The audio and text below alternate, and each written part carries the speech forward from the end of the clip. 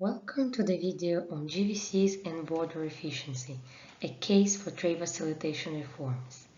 In the next 5 minutes, I will try to show you why trade facilitation is important for successful participation in the global value chains, explain key principles of trade facilitation, and provide some practical advice for creating a facilitative environment to join GVCs. First, let's remember again what is a global value chain.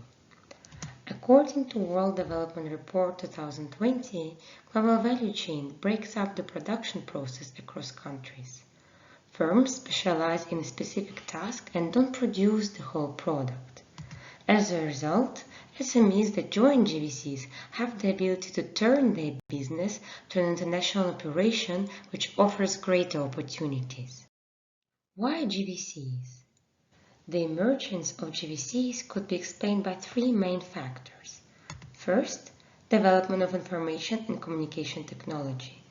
Second, faster, cheaper, and larger transport and logistics. And third, progressively decreasing tariffs. These factors created favorable conditions for further growth of the GVCs. How does this new trend change the nature of trade? By its nature and definition, GVCs imply that the goods have to cross multiple borders. Let's see the example of Levi Strauss. Back in 1959, Levi's jeans were only crossing two borders, the USA and France, whereas in 2015, the production already required 10 borders to be crossed before reaching the final consumer. Now, there are two key points associated with borders and global value chains: time and cost. Those parameters are one of the key for international companies to decide where to place their production. Time is money, in particular for global value chains. Each day saved in shipping time is worth 1% of product value. Time delays reduce trade flows more significantly than trade tariffs. Time-sensitive products are even more affected by delays. For example, perishable goods have risk of product deterioration, and if just-in-time delivery doesn't happen due to delays, businesses face high inventory costs and even lost business opportunities, as if you are not able to fulfill the contract in time, you might lose that order, or in the future the client might choose another company. Lack of predictability increases business operational cost. For example, a company may need to have a large inventory to mitigate supply chain risks. Now, on the cost side, the studies show that trade costs in developing countries could be equivalent of 219% import tariff, which means that for each dollar it costs to make a product, it costs a further $2.19 to bring into consumers in developing countries. 40% of all border costs are made up of procedural inefficiencies, for example, costs of delays, cumbersome documentary requirements, and inspections. For example, if you get your goods to the border and there are some excessive delays in clearing your goods or in shipping your goods, there is an inefficiency cost. If you're exporting an agricultural product which perishes, it will also be a cost for you due to procedural inefficiencies. Moreover, cross-border inefficiencies impact your business environment. The inefficiencies push the input prices up and reduce your business competitiveness, so it is very expensive for you to import goods. Then you are forced to sell them at higher price for the consumer to cover up for these costs, which make you less competitive. Inefficiencies prevent participation in the global value chains. It makes your business less attractive to be included in the value chain compared to competitors in countries which perform better. As 70% of international trade is happening within global value chains, integration into either global or regional chains is important if you want to participate in international trade. Inefficiencies also reduce the opportunities for foreign investment. Trade costs are a key decision criteria used by multinational companies when relocating. And usually, when those companies relocate the production, they also bring investments in the economy. So inefficiency costs may also result in missing the chance to attract FDIs. New business models are also not compatible with border inefficiencies.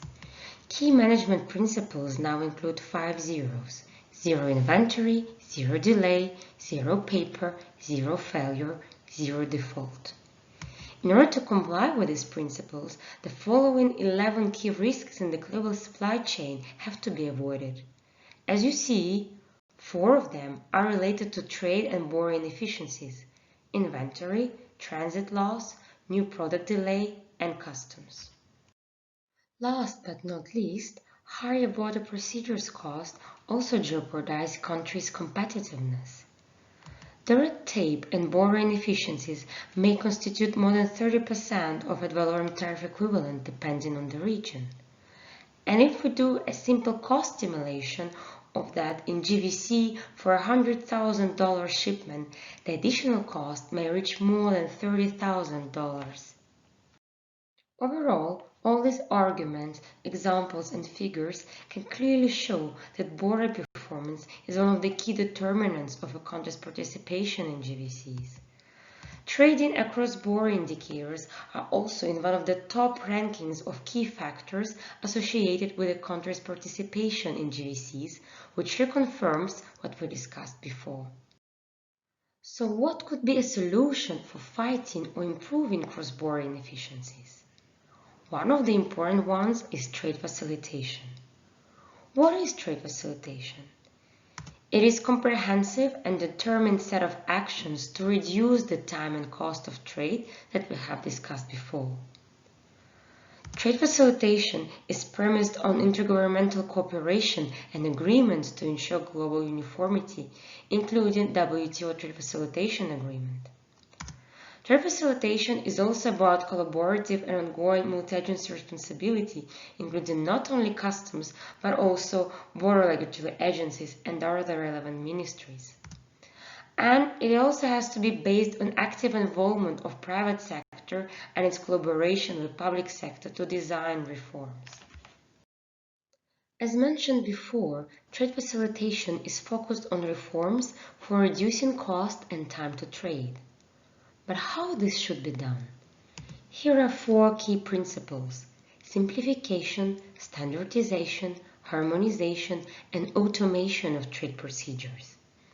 These principles apply to procedures as well as legislation, institutional frameworks, including national representation committees, to the access to information, administrative processes, and of course, information technology. And as a backbone of all this is transparency, which is about having equal access for rules and procedures for all.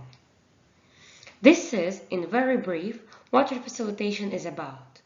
If you'd like to understand more about facilitation reforms, I encourage you to read WTO Facilitation Agreement text to see practical reforms for streamlining border procedures.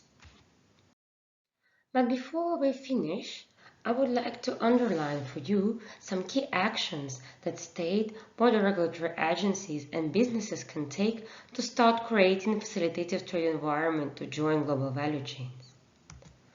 For a state, it's important to ratify and submit notification under WTO Facilitation Agreement if it hasn't been done yet. Create National Facilitation Committee to have an engine for facilitation and also for monitoring implementation. Encourage and give opportunities for private-public dialogue to find optimal reforms and solutions, and of course, to start proactively implementing trade facilitation reforms following WTO Facilitation Agreement. For border agencies, it is crucial to develop transparent, predictable, and efficient systems, to train and hire honest and competent officers at border regulatory agencies, design roadmaps for continuous improvement of their work, encourage public-private dialogue and collaboration, and be proactive in its work and reward compliant traders. As for businesses, they need to stay informed about changes in border requirements, participate in the consultative process on facilitation reforms and a National Facilitation Committee, ensure integrity of its own systems in order to be compliant and honest, and develop trusted relationships with state and border regulatory agencies by proactively demonstrating the degree of their compliance and good practices. I hope you enjoyed this short presentation about the importance of border efficiency for global value chains and the role trade facilitation can play in this regard. Thank you very much for your attention. Goodbye.